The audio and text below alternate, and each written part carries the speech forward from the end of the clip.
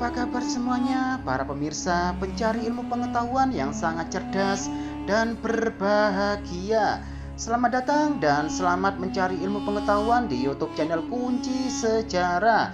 Nah, kali ini kita berjumpa lagi ya. YouTube channel Kunci Sejarah akan memberikan sebuah ilmu pengetahuan yang akan membahas tentang kisah lahirnya Hanoman, kera putih penjaga sukma paling berbahaya dalam wayang Jawa. Namun sebelum saya membahasnya, alangkah baiknya buat kalian yang masih belum mendukung YouTube channel Kunci Sejarah ini, segera dukung ya, hanya dengan cara tekan tombol like dan subscribe seperti berikut ini, agar kalian tidak tertinggal informasi mengenai ilmu pengetahuan berikutnya. Baik, langsung saja ke pokok pembahasannya ya.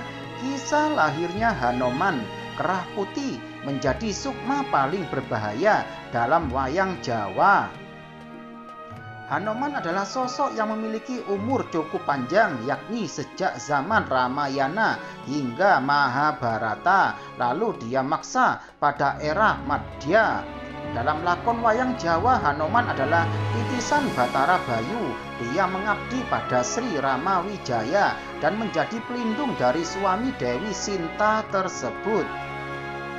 Hanoman yang bosan hidup akhirnya moksa lenyap dengan raganya. Dikisahkan ketika memperebutkan pusaka para dewa, cucu Manik Astagina yakni Anjani yang sejatinya seorang betari berubah wujud menjadi Wanara.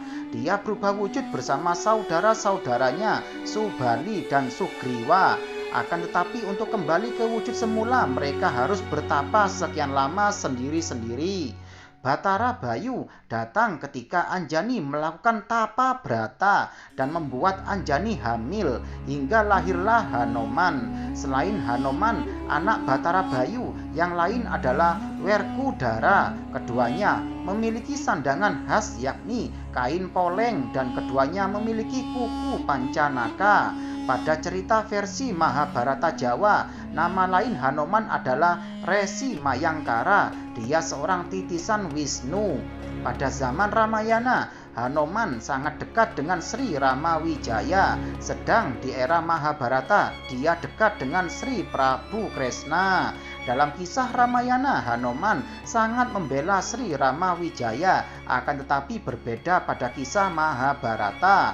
Pada kisah Mahabharata, Hanoman memiliki tugas untuk menjaga sukma Prabu Rahwana yang ditahan di Gunung Sumawana yang tidak jauh dari pertapaannya.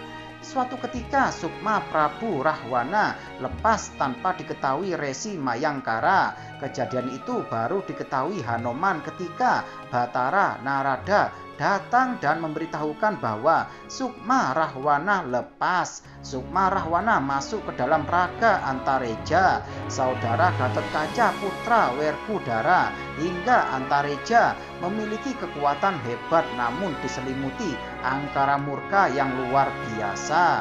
Hanoman terpaksa turun dari gunung Kundalini untuk mempertanggungjawabkan kelalaian yang diperbuatnya.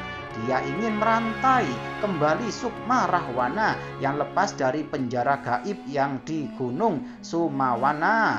Umur Hanoman sangat panjang. Konon dia sampai bosan hidup, sedangkan dia sudah sampai pada masa Madya, yakni ketika Prabu Jayabaya memerintah. Saat itu terjadi perang saudara antara keturunan Pandawa, sedangkan Prabu Jayabaya memiliki musuh hebat yakni Prabu Yaksadewa yang tak mampu ditandingi olehnya.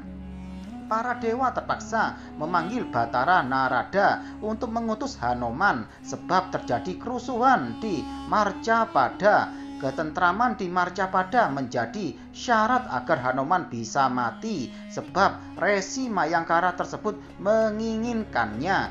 Hanoman harus mendamaikan perang saudara yang terjadi antara keturunan Pandawa, yakni keturunan Arjuna, sekaligus dia ditugaskan untuk melenyapkan Prabu Yaksadewa.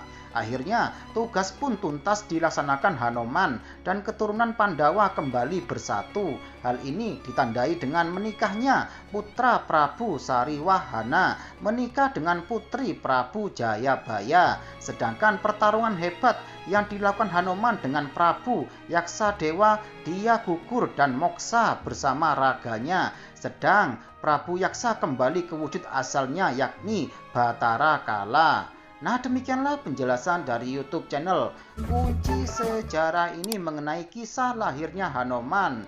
Kerah putih menjadi sukma paling berbahaya dalam wayang Jawa. Semoga bisa menambah ilmu pengetahuan buat kalian semuanya ya. Dan jangan lupa selalu simak YouTube channel Kunci Sejarah ini setiap harinya, agar kalian tidak tertinggal informasi mengenai ilmu pengetahuan berikutnya. Sekian, terima kasih, semoga bermanfaat.